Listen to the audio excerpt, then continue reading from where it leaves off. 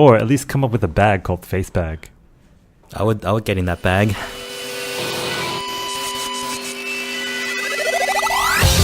It's Monday, 1st of August 2016. It's time now for episode 69 of the Lazy Couch Podcast. We're here to give you a weekly dose of tech news, gadgets, pop culture, and all things geeky.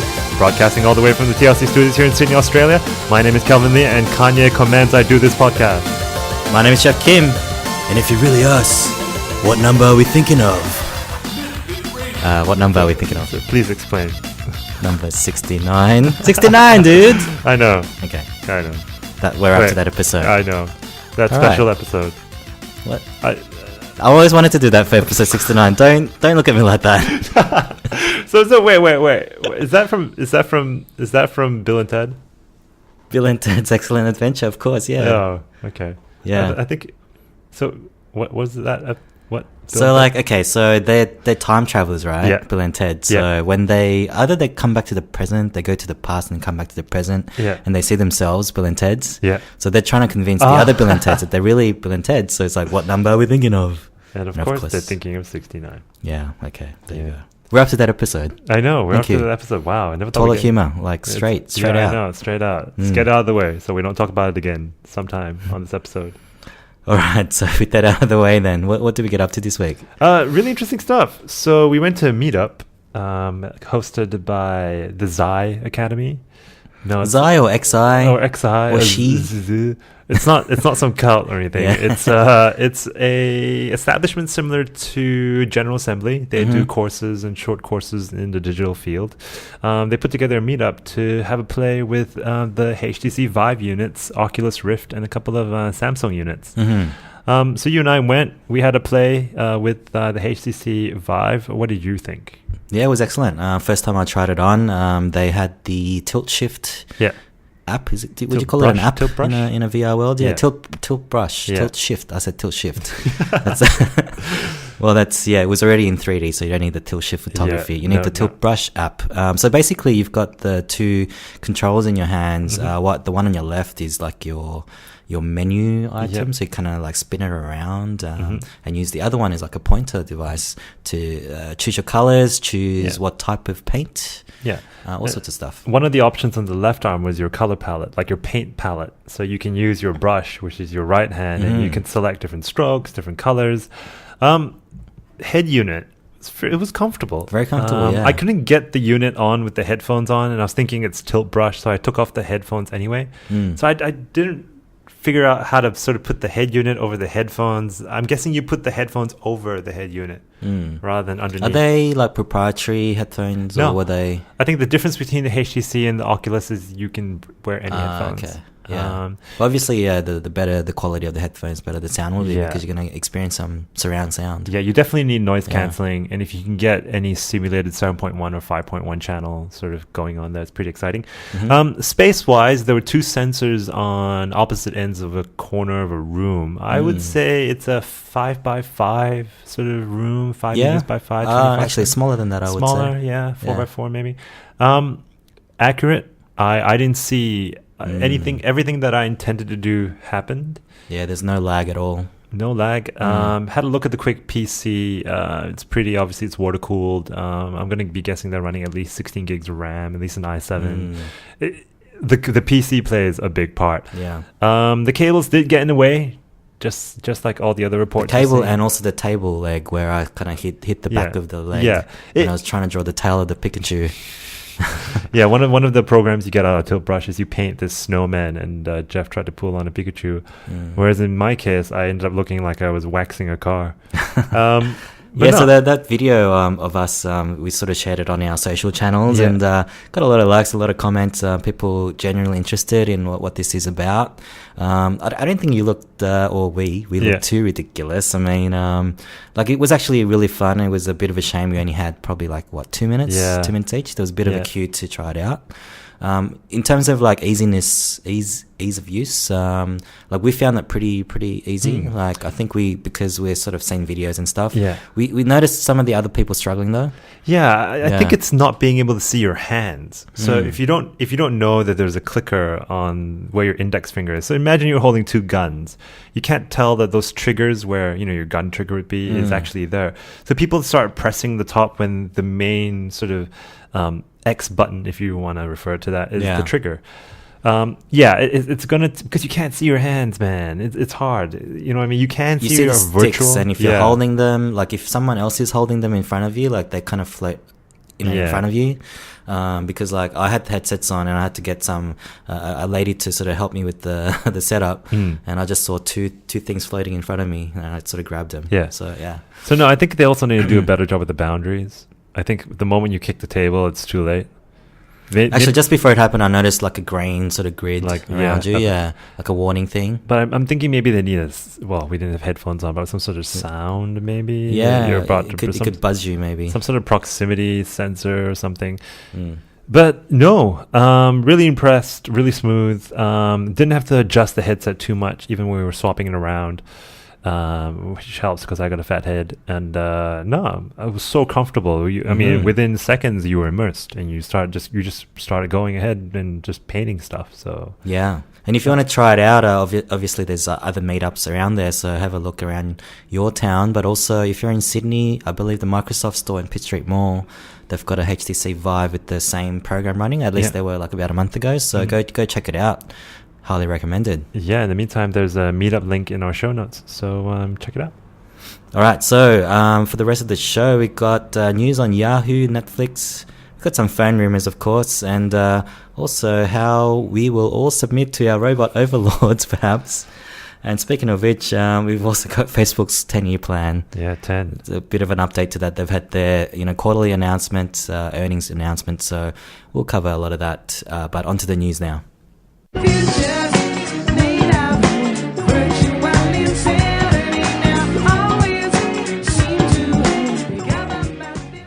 The other player that we don't get to speak about a lot in the VR space is Sony.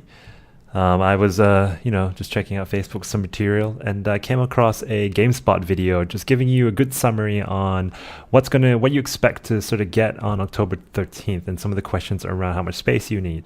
So it's going to be available for $399, which is about 500 AUD, give or take. It's going to need 60 square feet. And according to my Google calculations, that's about 6 square meters. So it's a lot smaller. It's like a 3x2. I think that may be slightly conservative. For some reason, kids under the age of 12 are recommended not to use this. Is it because their brains can't take Why the 12? immersion? Okay. I don't know either. Maybe it's a legality thing. October 13th is when I'm guessing they'll be launching this in the US. So, hey, more players, the better. Hopefully that will push everyone to quickly push their units through fast enough. So the other PlayStation is coming out as well. Probably not in time for this, I would say. No, this is probably just for the PS4 until the more powerful unit comes along. The more reason to get a PS4. Yeah. All right, so moving on to AR, augmented reality. So at the meetup, we had a little bit of a use, but there was nothing really new. It was like a tabletop kind of thing where you had cards with particular shapes, and you just had to use like some other app, and I can't remember the name of the app, but you needed that to actually run the program, and it was kind of slow, and it was a way to sort of tell the story like in a visual book sort of format. But anyway, augmented reality is probably more than that, and this is where Magic Leap comes into play, and and we've all sort of seen the effects of Pokemon Go as well. So The Verge had a piece on Magic Leap and how the CMO, his name is Brian Wallace, he showed off a video preview last week in a conference in Shanghai, of all places. So I'm just going to run the video as we talk over it.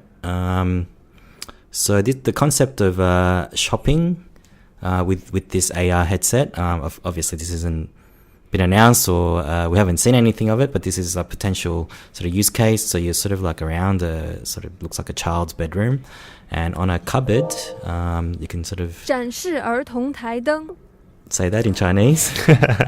And you can sort of work out through the headset kind of the space that's needed to put something, and then you got this menu item with the lovely sort of Apple kind of music there. Yeah. So what are they? What is she saying there, Kelvin? So she's saying she's looking through the lamps and she's like, try this one. So you get to look at, she's basically looking at a spare space in her baby's bedroom. She's picking out a lamp, and she's going through the options. Yeah, and I think you do really need to see the video to get a good sense of it. But I guess like from what we're seeing, like the augmented part is like so realistic. And we talked about this with Magic Leap in the past. They're using a special type of light technology where it's mimicking the light particles that enter your eyeballs. Yeah. So even the illumination, so we're talking about lamp lights here. So just the way kind of the whole room kind of lights up together with the lamp. And the demo here was just her sort of purchasing a giraffe lamp there, and as you sort of click buy or say buy, the giraffe kind of winks at you. Yeah, it gets animated. I know the sense of depth is so good. It's really what Google Glasses should have been like. Which is why I'm saying Google Glass may have been too early. It was launched probably too early before technology like Magic Leap was available. So they're big investors of it anyway. It'll be interesting to see how they utilize this across, Yeah, and because of Pokemon Go, like I think everyone knows what it is now. Like they don't have to imagine it. So not sure how long this is going to take to be out in the consumer land, but probably 2 years. We're talking 2 years at least. So last week we reported that Yahoo was bought by Verizon.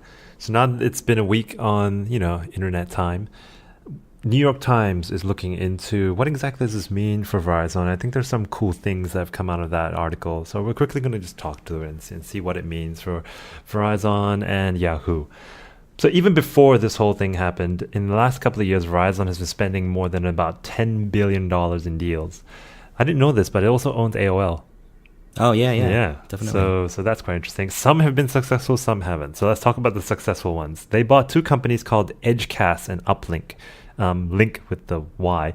And these companies specialize in serving video content and video advertising. And they're making money. So YouTube is a competitor that serves advertising. About 10 years ago, Verizon also launched a service called Fios, as in FIOS.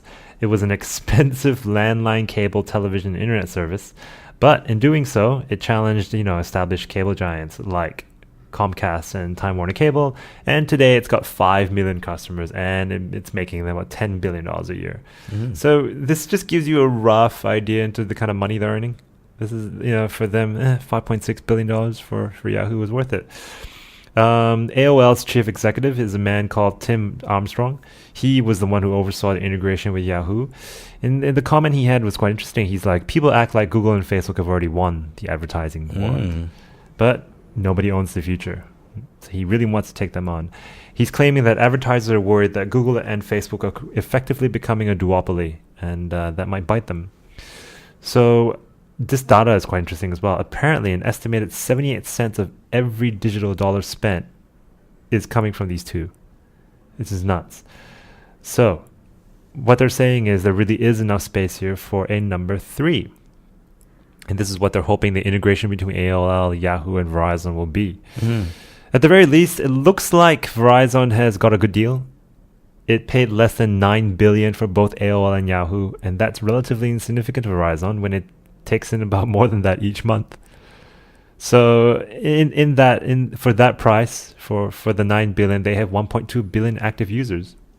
Yeah, right. So Verizon, I mean, their main sort of revenue is through the line, right? Yeah, telco. They're your typical telco. So, like, I mean, we had a couple of weeks ago SoftBank buying, who did they buy? Arm. I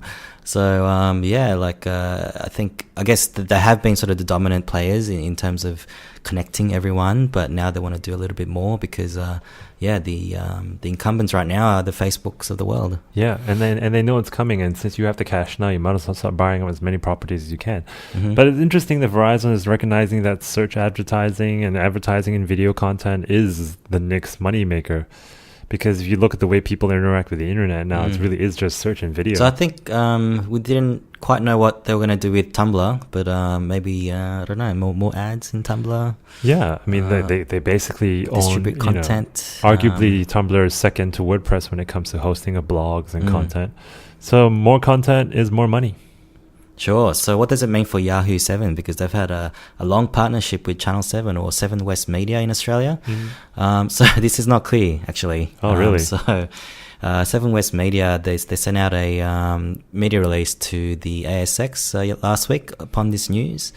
So yeah, like what they're saying is that they're looking forward to discussing with Verizon Communications the company's future plans for Yahoo in Australia and any impact that these may have on Yahoo 7 in Australia and New Zealand. It has a number of positive options that will define its future development and blah, blah, blah. This is a bit of corporate speak just to say we don't know what's going to happen. Watch this space. So, yeah, I mean, there's Yahoo 7. It is a partnership. It's not quite... Yahoo doesn't quite own Channel 7, but, you've got big things like the Olympics that are happening, next week. Is that right? So, yeah, watch this space. I couldn't really even guess what's going to happen with that. I think it's going to take a while. I don't expect this to be over anytime soon. It's going to take at least a good part of a year to try and figure out where all these smaller assets fit in. They could break the partnership. They could let it just continue on because it's such a small part of Yahoo. So I don't expect this to sort of work itself out anytime soon. Sure. So while we're on the distribution of content and the future of that, let's move on to Netflix, one of our other favorite companies. So Stranger Things have just started. Yeah, I haven't watched it yet. I'm not sure. Have you heard anything about this? I've heard lots, on other podcasts, but I just haven't had a chance. It's one of those all you can eat, all you can watch binge shows. So just haven't taken the plunge just yet, but I definitely want to see it. Because you don't have anything else to watch anyway, do you? I'm still going through. I think last night I watched like 10 episodes of Clone Wars last night. So where are you at now? I just started season 3. 3. Wow. Yeah. You're making progress, man. So back onto the Stranger Things story and what this means for the future of Netflix. I didn't know this, but investors are actually afraid for Netflix.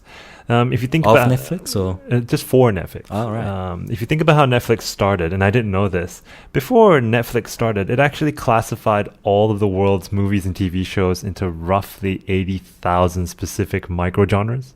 Okay. Which I think is amazing because when you think about Comcast and Time Warner, they're still very analog companies. So I'm sure they got some data scientists to get together and just churn all that data through. So let's have a look at Stranger Things. It is very much a product of the data that they've collected over the years. It's set in the 80s. It stars Winona Ryder. It's got full of nostalgia. It's sci-fi. And it's perfectly tailored for older millennials and Gen Xers like you and I. So I think they're onto something. So last year, Netflix was the best performer on the S&P 500. It rose about 134%, which is amazing. But this year, the shares have fallen 22% since January, and it's the worst performer in the so-called FANG grouping of high-tech growth tech stocks that lit up in 2015. I think this is more of a case of coming down from a high. People now treat it like a commodity. It's like power, your utility company, right? Ooh, people are really excited at the start, and now it's just great. It's my TV choice. So growth has kind of stalled. Can I just ask before we move on, what the hell is FANG? So the FANG grouping. I'd like to find out, actually, while we get into that. Okay. But, investors are worried because they had to grandfather some of the old plans. So a lot of people actually quit Netflix because they didn't want to pay anymore. It looks like in this space of streaming video, every dollar counts. So, I mean, like, probably last year or even the year before that, there weren't too many Netflix-produced shows. But now I feel like we're getting to a stage where every week there's a new show that's totally produced by Netflix. I mean, we got Voltron in the end. We got, what's that sitcom from the 90s? Fuller House, things that have disappeared. They're coming back into fashion almost. I think it was a pretty highly rated show for them. So, Right. like I'm not so pessimistic like the investors, I don't think. Yeah. So I've got Fang in front of me. You wanna give it a go? It's 4 big tech companies. I'll give you a clue. Oh, okay. It's the first one stands for a company we're gonna cover a feature on today. Facebag. Facebags. Number 2, you buy stuff off it. Alibaba. Amazon. Clothes. Oh, Amazon. N. No prizes there. Netflix. Uh-huh. And G is for use it every day. Google. Yep, that's right. So that's Fang. Right. And they together, they gained 83% of most of everything last year. So there's only 4. It literally stands for the companies that they represent. Pretty much. I thought there was about maybe 10. Okay, disappointing. Yeah. Okay, I want better. So back to Netflix. The one thing is clear: original programming is what will make Netflix the most amount of money. So they're hoping for more. They're going to increase their content budget, which is already standing at about $6 billion US. So Luke Cage doesn't come for cheap. So it'll be interesting. Yeah, right. All right, so staying on Netflix, Black Mirror, which is a show in the UK. I think it was produced by Channel 4 back in the day, about 5-6 years ago. Now it's coming back to Netflix. Great buy. Season 3. Great buy. So yeah, how would you explain Black Mirror? It's sort of like it's episodic. But it's not a continual. It's like mini movies. I would say it wouldn't be a mini. Like a 1 hour episode each week, done by different directors. It feels like on scenarios where we take for granted. Yeah, so there's no continuity there at all. It's different, styles with the different directors and also different, actors, and the characters are not recurring. So it's that they're in its own sort of story every week. Unfortunately, like Channel 4 only had 3 episodes per season, I think, in the first 2 seasons. So we're going to have 6. But what is Black Mirror really? It's sort of it's kind of like a dystopian future, not in the too distant future, of how we use technology, and I guess the fallout from that. It's like the Twilight Zone of sci-fi. Twilight Zone, every week they're trying to scare you with something. Yeah. Based on supernatural things. I would say it's very The Lazy Couch. Yeah. Like if you're a listener that, has us on every week, this is something you must watch. Because we discuss about what if, Wi-Fi could fry your brain cells or something like that. So the Black Mirror goes and actually does it. There are some very jarring episodes, like the one with the Prime Minister and the sheep, that I will never be able to erase from my memory. But it shows you, the power of the internet, the power of what if we had devices in our head that could record everything we saw, and what would be the impact of that, the impact of AI, the impact of robots. Yeah. It's an amazing TV series. Like, I watched all 6 episodes in like 2 days. You should check out the Christmas episode as well, because that's in there. Who's the guy in the advertising show? Oh my god, my memory is just really bad. But anyway, John Hamm. Yep. He's in the it's a 2-hour special episode, actually. Oh, sweet. It's on Netflix as well. So, okay, how does this relate to Netflix? It's I think early in the year this was announced that it was coming back, but we're getting it a little bit earlier than first expected. So it's coming out on the 21st of October. Hopefully this is a global release, so we'll get to see it then. And what they've announced are the 6 episodes and the episode names, as well as the actors and actresses and the directors. So do you want to just quickly go through these? Yeah, go ahead, man. All right, so San Junipero. Yeah. Starring Gagu Mambataro. Actually, I won't go through the actors because I don't know anything about those. Owen Harris is the director. Yep. I think he's been in things like Skins, so sort of gritty, sort of UK dramas. Yep. The second one is Shut Up and Dance. What could that be about? I would say mind control. Mind control. Okay. This is quite funny, quite fun. Nosedive. Ooh, it could be like maybe self. Hell, it's got my favorite actress, so Oh yeah, it's got Bryce Dallas Howard, it's got Alice Eve, James Norton, yeah, and it's directed by Joe Wright, who did 12 Years a Slave. Okay, so these are some big A-listers. Yeah. Bryce Dallas Howard, she was the biggest earning actress last year. Yeah, undeservedly. Men Against Fire is the next one. I don't know. It's pretty vague. I'm sure it'll all make sense once we actually watch them. No, but catch up. Make sure you watch it all before it hits Netflix. Coming soon.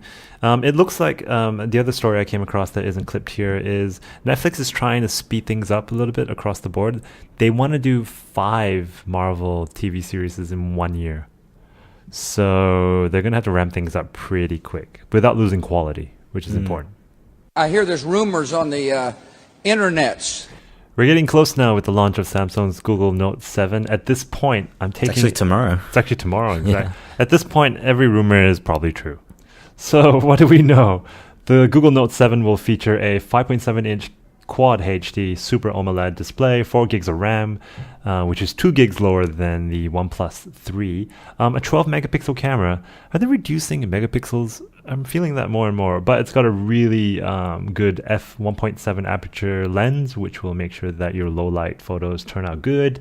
It's got your typical image stabilizers and 4K video. It's got a 5 megapixel front facing camera for all your selfies, 64 gigs of onboard storage, which is great for such a large device. It's got the micro SD slot, which is a must for a lot of Android fanboys.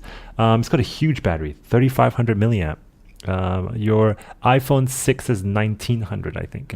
So Pokemon must last for like 3 hours then. There's actually a guy who made a phone with something like 6000 milliamps of battery just for Pokemon. Nice. Anyway, it's also got USB Type-C, which is amazing. It's got the iris scanner, which we spoke about last week, and it's going to weigh in at about 168 grams. Jesus. Yeah, it's quite heavy. So there was initially rumors of a new Gear VR coming with the Google Note 7 because it needs the USB Type-C for connecting to the phone.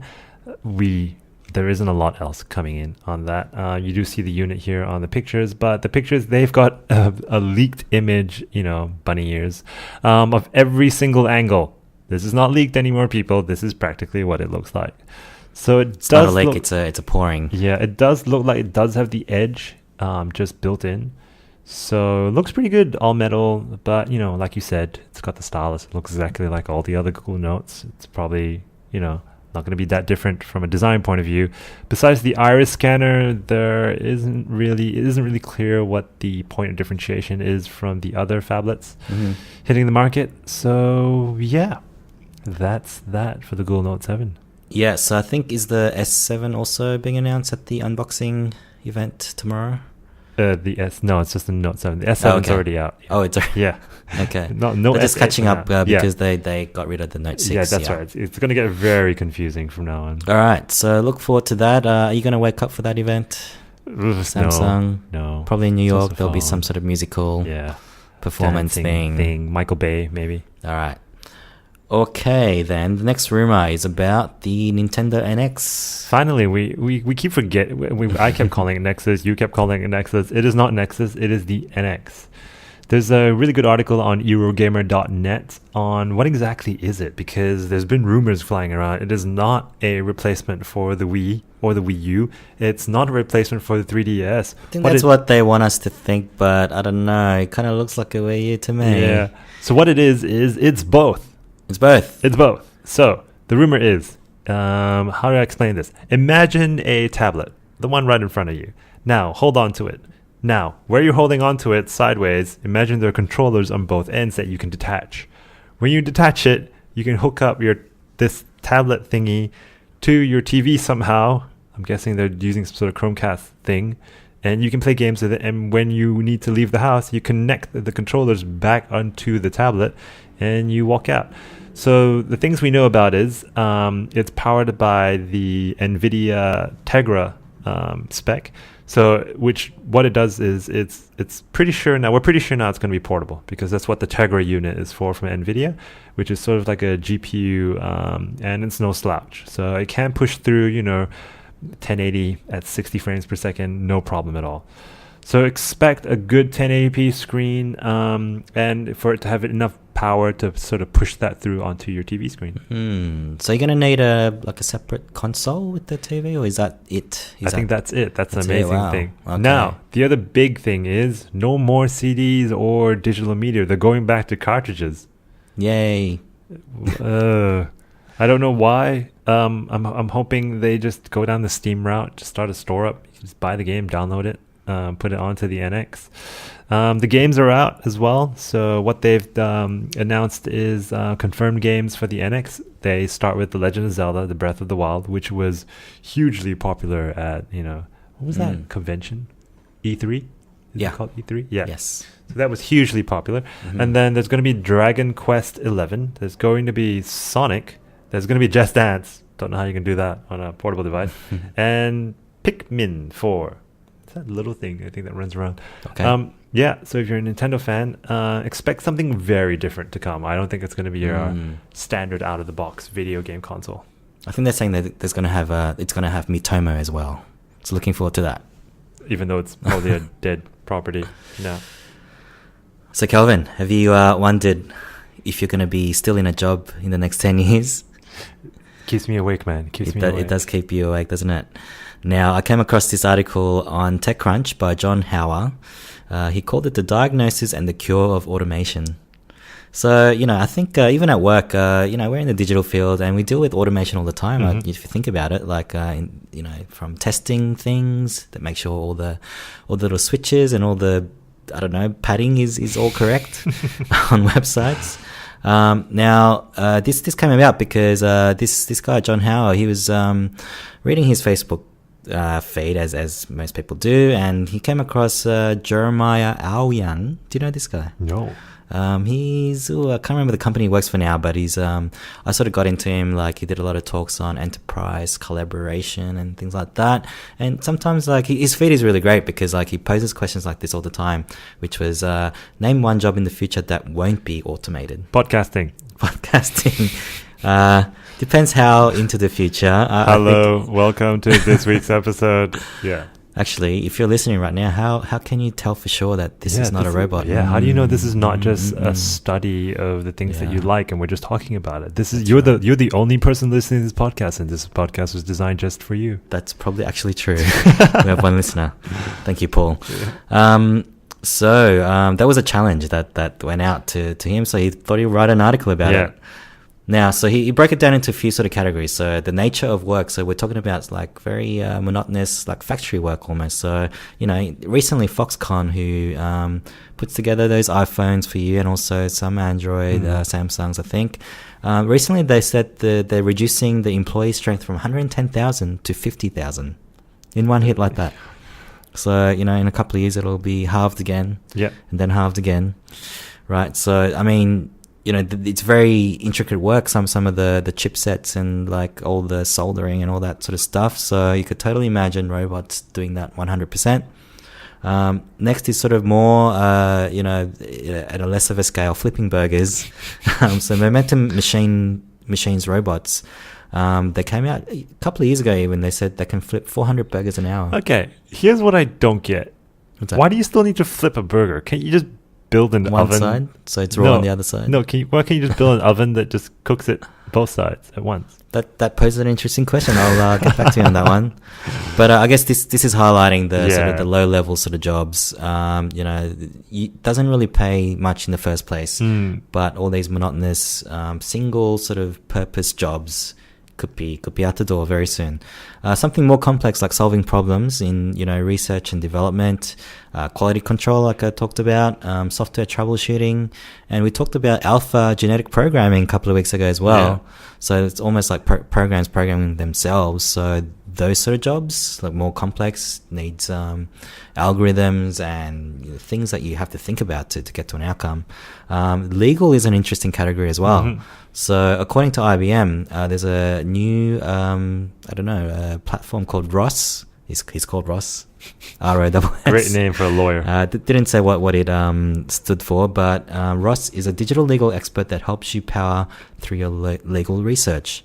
You ask questions in plain English, and Ross reads through the entire body of law and returns a cited answer and topical readings from legislation, case law, and secondary sources to get you up to speed quickly. Because law is a good case study. It is. It's not. I think it's a bit rude to say it's black and white, but there are precedents set. There are case studies been done. Law is fixed. But I think in this example though, like there's the actual interpretation of the law is one thing. Right. That's probably we're gonna get there later. But this is just trawling through all that data, all the precedents that has been set. There's that's amazing. Reams and reams of stuff, and AI can, help you understand the context and sort of bring about it's a quick search really. And also we talked about some of the small claims like do not pay, which is a London service where like some 19-year-old wrote this code to help you dispute your traffic charges. Yeah, which is amazing.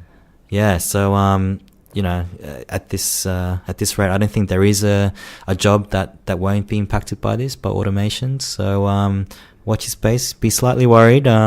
Maybe you need to touch up on your new skill to stay alive, basically. Get a job. Yeah. And just quickly, Startup Daily reports that Sydney fintech startup called StockSpot is about to become the very first Australian company to use AI and machine learning to support financial advice. Yeah. So I think this is common in America to a degree. Yeah. But this is the first robo-advice platform that we're going to see in Australia, and it could open up the floodgates. Yeah. So this is just another example of what we talked about just now. Could you see yourself getting financial advice from a robot? I think there are some, there are different levels of, financial investing, right? There are your life insurance, buying shares, etc. Sure, why not? But when it comes to actually understanding my retirement needs, my superannuation, which you know quite well, I don't think it understands the emotional side of financial investing. It'll just look at risk, you know what I mean? Rather than my appetite for risk. Isn't that better though? Like if you're wanting to get, strong financial advice, like maybe take that emotional part out of it. Maybe, but maybe that's what you need in a... It might not also factor in that gut, you know what I mean? Like, if Donald Trump becomes president. Yeah. What happens then? So I think initially, at least it'll be a mix of the two. I think obviously it's going to... Yeah. I think for the very... not the behavioral stuff, but the patterns and some of the projections that it can do very quickly. I think it can help with that. But yeah, interesting times. It's all this is happening. Skynet is happening. So look out, guys. Yeah, taking your money. Taking your money. The next story is a good funny one. So Kanye, woke up one morning, went on Twitter to weigh in on the report that Apple is considering an acquisition of Jay-Z's Tidal music streaming service, and all he had to say to that was, give Jay his check for Tidal now. So both Apple Music and Tidal compete with each other, and they're typically very silent about the deals they make. So it'd be quite fascinating to see someone like Kanye actually pushing for it to go through, because there could be signs that Tidal isn't doing well, or Apple Music service isn't doing well, which from just a gut feel, Tidal isn't doing well. I don't know anyone who listens to Tidal. I haven't seen what the UI looks like. Yeah. So obviously they're struggling as well, and I'm guessing that's probably the reason why they don't want to talk about these things, because yeah. So it looks like he went on a bit of a Twitter rant, as he normally does. I guess if it does happen, we're going to see on the board of Apple, not on the board, but in the executive team, you're going to have Jay-Z as well as Dr. Dre. That could be interesting. So you're listening to the Lazy Couch podcast. My name is Calvin Lee. And I'm Jeff Kim. This is your weekly fix for tech news, gadgets, movies, and pop culture. If it's your first time listening to us and you're liking what you hear, please subscribe, and that's going to help us. Let's move on to the feature for today. You blocked me on Facebook, and now you're going to die.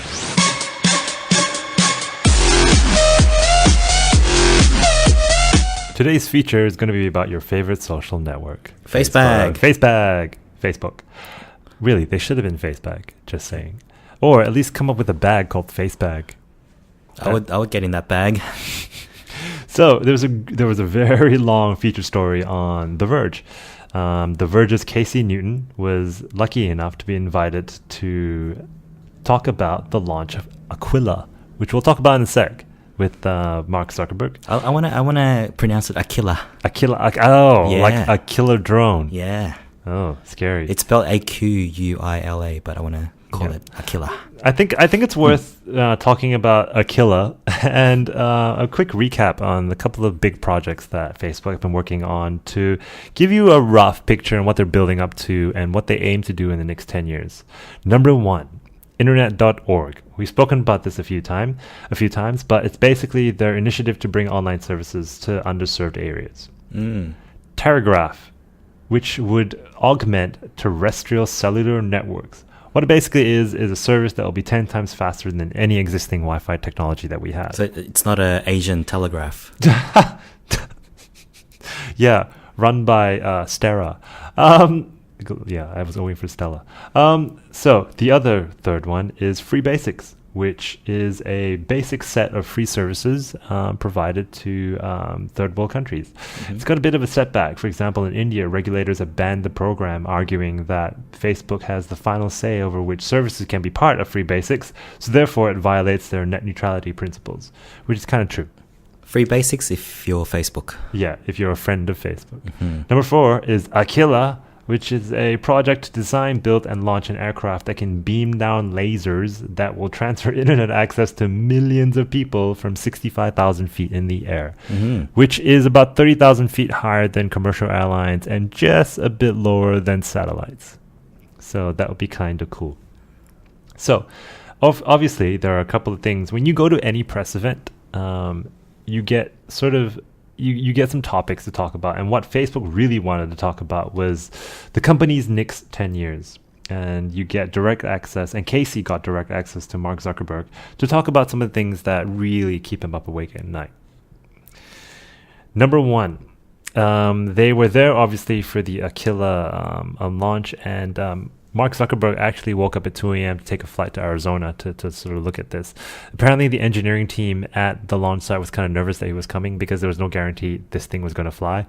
But good news. They only intend to fly Aquila for 30 minutes. In fact, it stayed up for 90 minutes. Have you actually seen that video footage? Yeah. Yeah, it's really cool. It's insane. It's like it's got a little, car to sort of take up the little plane because it's bigger than a 747. Yeah. And it just slowly launches off.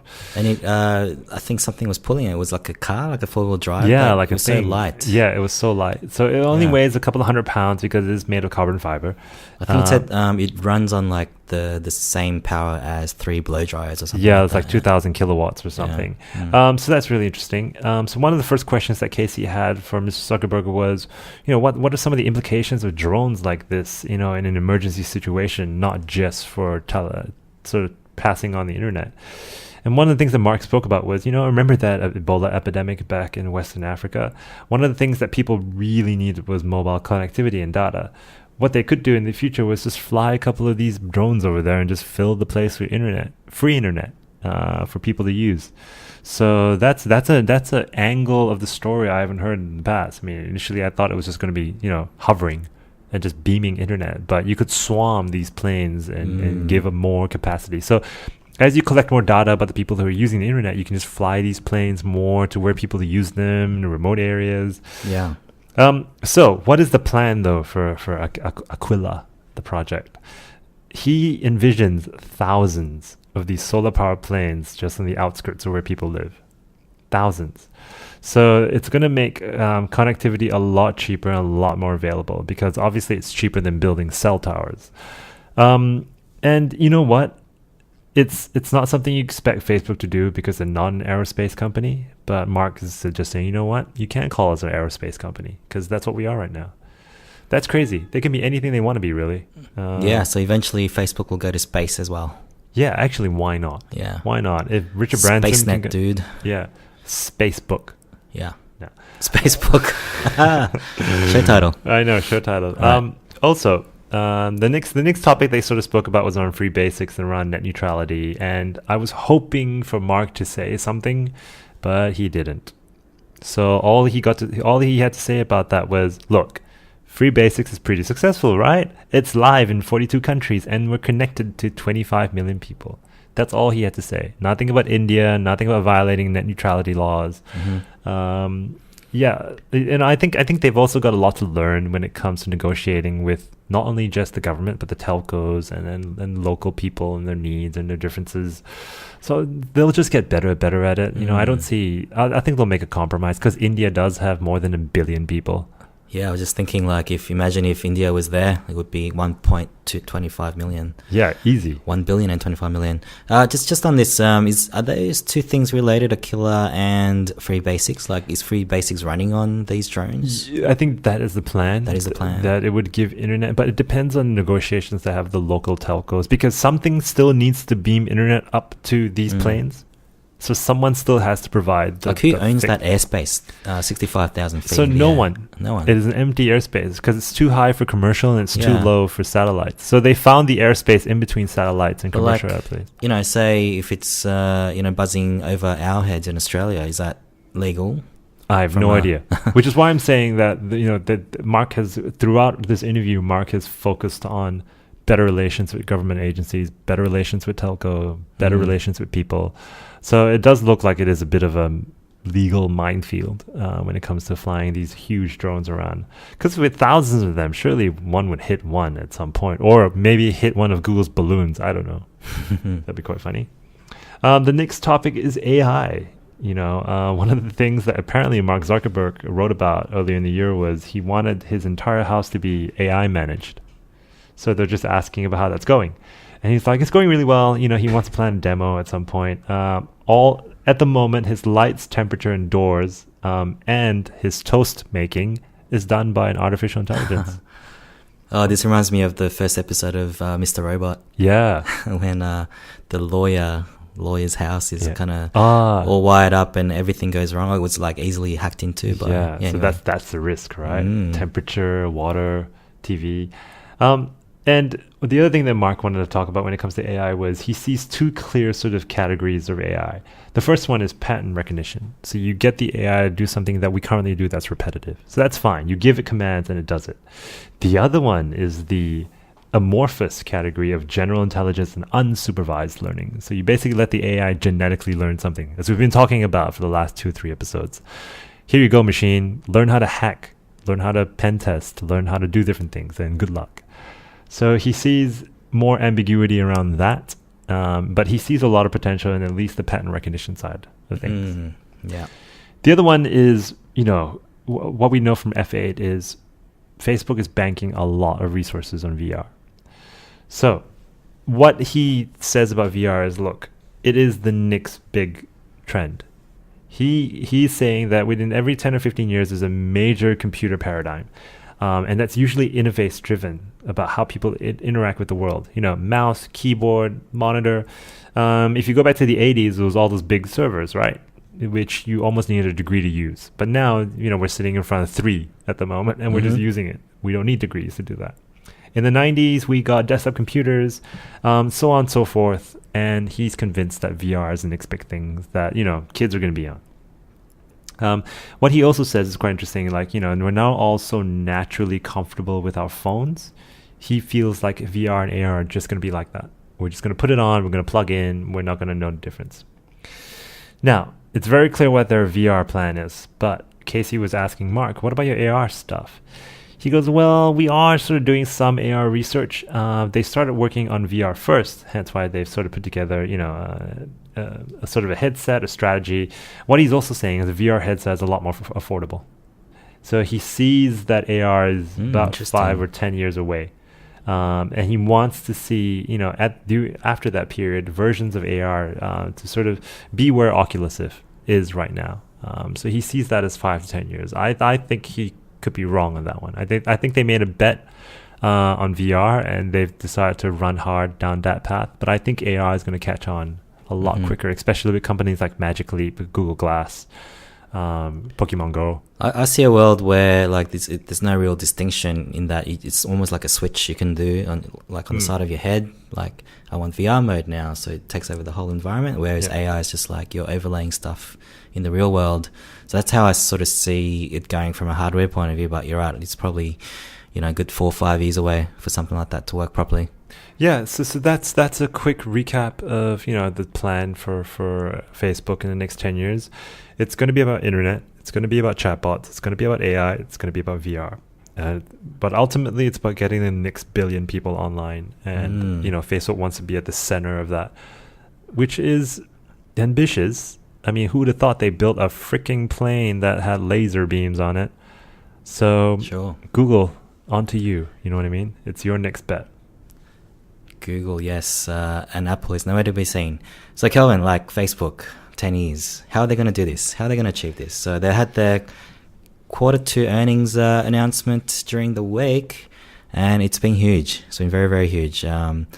More successful than any other company, I think. So they're up to 1.71 billion monthly active users now, which is up 3.63% since Q1, or since the same period 3 months ago. It's had a milestone of 1 billion mobile daily active users. Daily. Cray. The revenue in that period was also 6.44 billion in 3 months. A quarter. It blew past the 6.02 billion estimates, and the same period last year, 59% growth year on year. And that's an ad going off. Wait.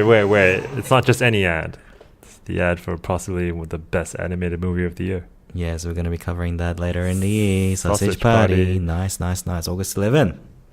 Well, you've got that one. Yeah, I got that one. That's why I'm so obsessed about it. All right, let's have a sausage party later. Also, going back to Facebook, shares are up. Well, upon the announcements, it went up 7.5% in a few hours since the announcement. Went up to $132 per share. I think it's come back down to about $124 right now. But considering it started at $38, that's pretty huge growth. Pretty epic. And like you said, Zuckerberg also noted that he believes augmented reality will reach the mainstream first via smartphone apps. I'm just rehashing what you said. Yeah. And he made a point of that in the phone call as well. So the message is clear from Mark. You know what I mean? He's actively going out to all these outlets, media outlets, and just regurgitating the same message. Mm-hmm. But I think the AI thing is a new thing, isn't it? Since the week. I think I would say on the back of the success of Pokemon Go, I think that's the it thing to be in right now. Yeah, I think he's also just calming his investors down in terms of why didn't they think of that, and why have they banked everything on VR and not AR, considering its popularity. And VR hasn't really taken off at the speed of AR. I think the one thing that Niantic and the Pokemon Company did really well was just use the devices that we already have. At the moment, it sounds like a real pain just to get set up for VR. As we experienced on Tuesday, yeah. It wasn't that bad, but yeah. Okay, so that's the show. It's been a long one. We've got next week's Suicide Squad. Should we do a whole episode on that? Yeah, definitely. All right. Yeah, I think this is a bit of a slow period of the year in terms of tech news, so we may do that. And that's another ad. We're getting killed by Sausage Party. Thank you, TechCrunch, which is owned by AOL and now by Verizon. Yeah. Okay, so if you want to get in contact with us, you can do so by finding us on Twitter at The Lazy Couch or The Lazy Couch Podcast at gmail.com.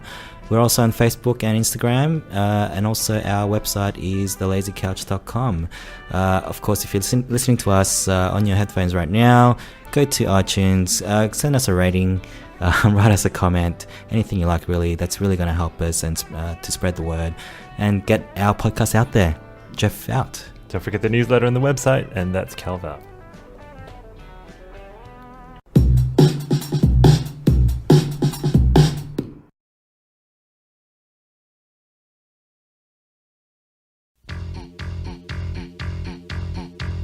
Now, a motion picture so grand, so magnificent, and so vast, it spans 7,000 years. No way! Yes way!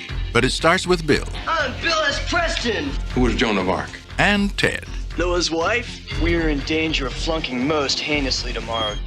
A force from the future. Can we go anywhere we want at any time? You can do anything you want. Is putting history at their fingertips. Let's reach out and touch someone. They're traveling through time. How's it going, Royal Ugly Dudes? Put them in the Iron Maiden. Excellent! Execute them. Bogus. If you guys are really us, what number are we thinking of?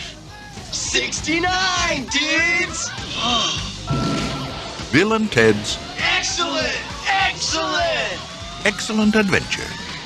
Party on, dude.